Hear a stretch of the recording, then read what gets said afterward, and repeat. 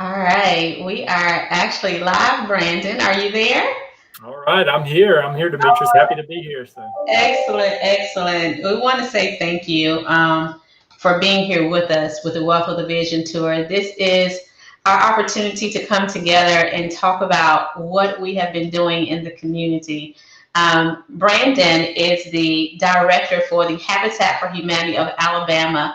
And so we have just been privileged to work with him with the Wealth of the Vision Tour. And for those people that are new to the Wealth of the Vision Tour, the Wealth of the Vision Tour started last year, and we pulled together with some great leaders in the community. And we want to find a way to touch the community in a special way and talking to them about financial literacy, about changing their lifestyles, and then possibly also helping them in other areas that they hadn't thought about, like their health. And so we reached out to our community partners, Habitat for Humanity, and spoke with Mr. Dixon, and it's just been an honor to work with him. So I wanted to bring him on to Wave Talk Live with us. Yay! He is here with us today. And we want to bring him on with us so we can talk about what Habitat for Humanity is doing in the community. But before we do that, Brandon, tell us about what you've been doing in the Habitat and how long you've been with the community service. yes. So, thank you so much, Demetrius. First of all, it's a pleasure and an honor to be live with you today. Thank you so much for partnering with us with the Wave Tour. I know that things probably didn't go quite as planned with the COVID virus, and we didn't get to make as many in-person visits as were planned. But really appreciate you guys, your support, and it's an honor to be with you. So I work for the Alabama Habitat for Humanity State Office in Alabama. I've been with the organization since 2012, so 8 years, and I've been the director since 2015. Mhm. And so, what we do in Alabama, we have 25 affiliate offices across the state, and Wow. we work together to build homes in Alabama. So, we build cumulatively about 300 homes per year in the state. We do, my office also helps out with advocacy work on both the state and the federal level. We provide training opportunities for our affiliates in the areas of construction, volunteer management, restore operations. We have an element of financial management as well, in that our Habitat homeowners go through Financial Peace University before they come in. So we help them get on a budget, help them know how to, budget and afford for their home. And Yeah. so we do that. Yeah. And so that's kind of what we do around the state. Like I said, about 300 homes per year. And a Habitat, if you branch out in the continental U.S., we have 1,200 affiliate offices in the Wow. U.S. Mhm. Yeah, and we also work in 72 countries worldwide. So Habitat is really a global brand. Yes, yes. And as far as back as I can remember back in high school, I can remember you guys doing some community work in the Montgomery area and, helping with, I think it was like we had like a hurricane or something come through when I was in high school and you guys came in to help rebuild homes and put up new homes and things like that. So it goes way back in my memory bank what all you guys have really been doing in the community. So it's amazing to see. So that was one of the reasons why we wanted to work with a community partner that we knew and had experience in actually making changes and working in so many different ways. A decent place to live is very important, very important. And how have you guys adjusted to the pandemic that's going on right now? It's just been completely different, I know, but what adjustments have Habitat for Humanity made right now for the pandemic? Well, Demetrius, to be honest, and we discussed a little bit earlier, that the pandemic, it's affected us just like any other organization or small business, really. Um, a lot of our goals for housing production and volunteers and restore sales, aren't going to be met this year because of it. Our volunteer numbers are down, understandably, because, this virus is scary and it's contagious. And with Habitat, what we tend to see, a lot of our volunteers are either kind of that retired age where they've had their careers and they've moved on, maybe a little bit older, or younger people, high school and college. And so, we're just trying to follow Governor Ivey's orders and social distance. But it's really a challenge to do that on the work site. It really is. It's a challenge to wear the mask when it's really hot outside. And so our volunteer numbers have gone down.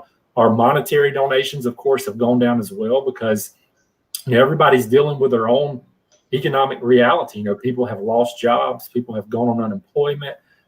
Everyone is struggling financially, and so Right. when we see that, our giving, or the giving that's coming to us, is going down as well.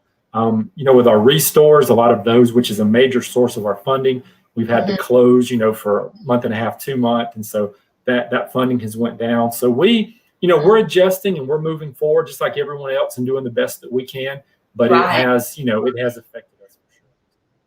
Right. And with those challenges, are you still able to really help people move forward, getting their future in line? I mean, you're still able to still do that to a degree, just not as much. Is that what I'm hearing? That is correct. Yeah, we're still building homes. Actually, we have a home dedication over in Alex City tomorrow, Alex City, Alabama. And so we're moving forward, still with the volunteers and the resources that we have, but we're just kind of moving at the pace of the resources that we have. So I got you.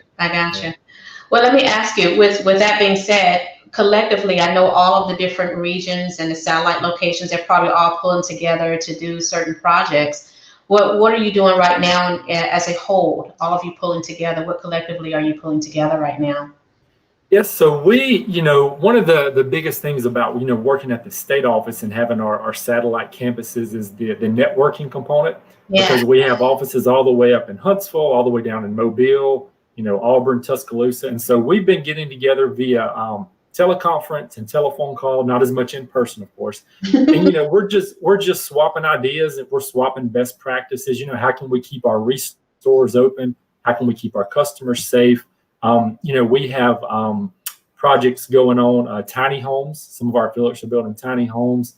We're real big into energy efficient homes. So we actually built a home in Auburn last year that has a net zero energy consumption. So the power company is paying the homeowners because they're putting money back on the grid. Yeah. So we partner with the Auburn University Architecture Department to do some of this really cutting edge, energy efficient type homes with really effective insulation. We face the homes at an angle where the evening sun's not coming right in. We plant trees. So there's just a lot of different things you can do for energy efficiency and lower consumption. So we're doing that. We also have some of our, the traditional habitat model has been a single family, 3-bedroom, 2-bath, 1,300 square foot home for a family. But we're doing now some duplexes and some triplexes at some of our affiliates to accommodate, there's just affordable housing. There's such a need for it. And so if we can get, more people in and kind of a duplex or a triplex type setup, we're willing to explore that and do that as well. Wow. So you guys got a lot of things going on right now. I mean, you're still moving and what's going on in this pandemic, but things may be a little bit slower, but I don't see you guys stopping anytime soon. Yeah. We also recently, I was talking with one of our affiliate offices today. Now we partner with the federal government on some programs and initiatives, and we have a grant from the federal government for AmeriCorps Vista. So I'm not sure if you're familiar with the Vista program. Yeah. And so we are placing 5 Vistas at 5 different habitat locations this year, all across the state, that are going to come in and help us develop resources, raise money, helping our restore. So that's an excellent resource for us as well. And that project has continued to move forward even as COVID has, affected many things. And are you receiving or are you asking for volunteers for those, or how does that normally work? Do they just request a volunteer in certain areas, different regions? Well, so there's actually a recruitment process that we've put out, and there's an application process through the AmeriCorps Vista website. We're also advertising on our social media, but actually we get the Vistas who come on they're compensated for their work. So it's not a full volunteer position. They're compensated at a kind of a lower wage, but they are compensated in that way, and they commit 1 year to our organization to help us build our capacity. And so we're very excited about that. Excellent. Yeah, let's get that information from you too, and we'll make sure we post that onto the video for those people that get more information on how they can be a part of that and how they can apply, because that may be crucial right now with needing more people, more feet, more hands on deck. All of that is important, right? So I tell you. Well, with this change, this whole year has been completely different, and I know that one of the things that has been out in the media and a lot of talk has been about how to have the conversation about anti-race situations. And you're in a situation right now, you're in a position right now where you are helping people no matter what race they're in across the board. How do you actually approach that conversation when people ask you that question? Right. Demetrius, for this, actually, I pulled up a quote from the CEO of Habitat International, Jonathan Reckford. He issued a statement, to all the Habitat leaders when we were everything started happening. If I could read that, because what this does is mirrors our approach as well in Alabama, all Yeah. the states in the U.S. and as far as our countries we're working overseas.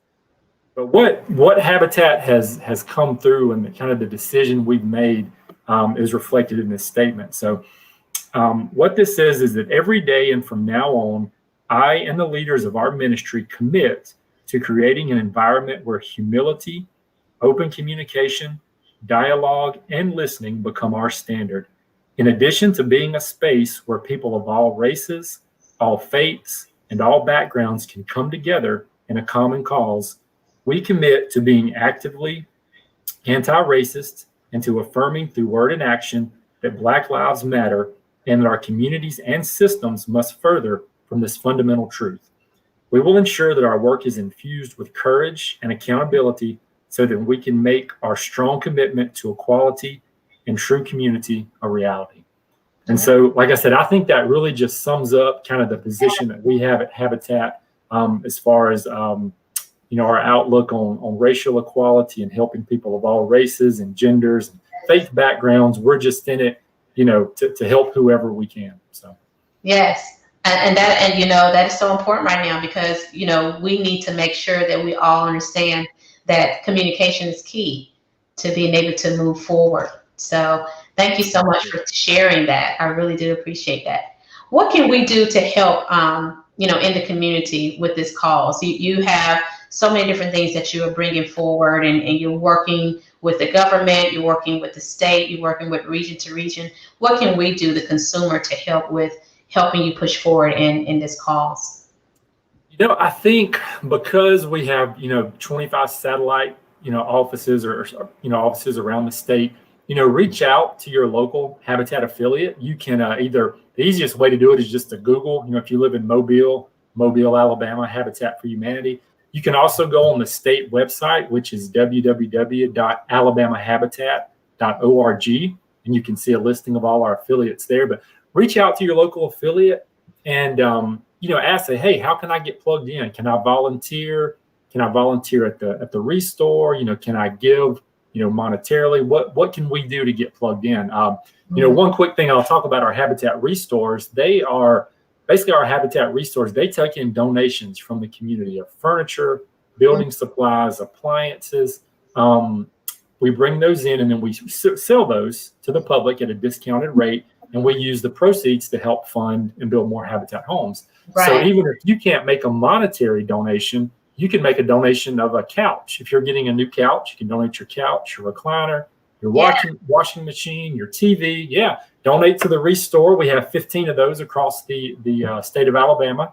Okay. And that's a great way for us to receive donations and turn those into capital for the affiliate to use. So we also have, we were discussing before we went live, our Habitat for Humanity specialty license plate. So you can go to your local DMV and for a $50 upgrade, you can get I wish I had a picture of it. I didn't bring one on with me, but a Habitat for Humanity license plate. Okay. And and so you can help us advertise and be a part of the community that way as well. So. Oh yeah. That's one of the things that I do here a lot. Every year, I go through my house and get rid of stuff that I know I haven't used, or if I want to get rid of something, I want to upgrade a branch or something, a table or a couch or, whatever. And we always send it over to the Habitat for Humanity here in the North Alabama area. So yeah, definitely do that. That is phenomenal. One of the things that we wanted to do here at Welcome to the Vision Tour, we knew that working with you last year up to this year to get everything up and running city to city, doing this tour, is that we want to share the love with you for being a part of the Wave Tour. And not only that, helping us push it by, putting it out on your websites and sharing it with your colleagues in the area, and putting it out there on your pages, your social media pages, to make sure they attend. So as promised, we got something special for you today. Oh, wow. Wow, a surprise. We have something special for you today. And so what we want to do is we want to surprise you with a little something that we've been pulling together. And this is actually, if you can see this, this is the letter itself that we sent with a check to your office. You may not receive it as of yet. The check is in the mail, but it is a percentage of every ticket sold when we were on the City to City tour. And so with that percentile and with some of our key sponsors that were able to help us in radio and talk radio and TV and things of that nature, we were able to raise $2,000 to send over to you. And you should be receiving that shortly. So this is the letter that goes with that, and to say thank you for your commitment to join us in 2020 Wealth of the Vision Tour, bringing better life to the community. And so in the areas of, health, wealth, life coach, you name it, we touched so many avenues from city to city, but we couldn't have reached as many people as we did without your assistance. So we wanted to say thank you for that. Wow. Well, thank you so much, Demetrius. That is, this will go a long way into helping us partner and serve with more families in Alabama and providing affordable housing. So thank you all so much to everyone Wealth with a Vision, and thank you also for what you guys do. We talk about how, housing is such a way that for families to stabilize their life. If you don't have housing, if you're wondering, where am I going to sleep tonight? Where's my next meal going to come from? It just throws things into chaos. But when you have permanent housing where, I can lay my head on my pillow in my bed at night, so many other things start to just fall into place. And the same is true with what you guys are doing with Wealth with a Vision, getting your finances in order, your health in order. Like, all these things they're just spokes on a wheel to living a healthy and productive life. And so we appreciate the work that you're doing, and it's an honor for us to partner with you. So. Oh, you're welcome. You're welcome. Thank you for that.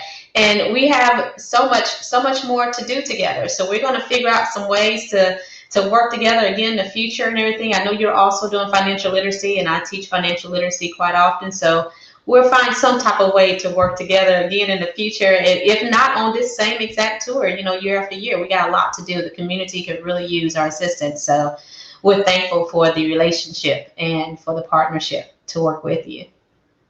Absolutely. Same. Yes. Well, guys, I just want to bring this out and just say thank you for tuning in with us. We did it in record timing. I wanted us to be able to get in, ask some questions if you had any questions, and to also, I'm going to list some of the information that Brandon just mentioned on this Wealth with a Vision link. So we're going to kind of go in and do some editing to this particular live, so you have those links and where you can volunteer, where you can go to give some more, and to also be a part of some of the special projects that they're doing from city to city in this state. So fantastic. Brandon, thank you so much for being here with us today, and we will talk real soon. Awesome. My pleasure. Thank you for having us, Demetrius. All right. I'll talk to you soon. Have a great one. You too. And bye-bye.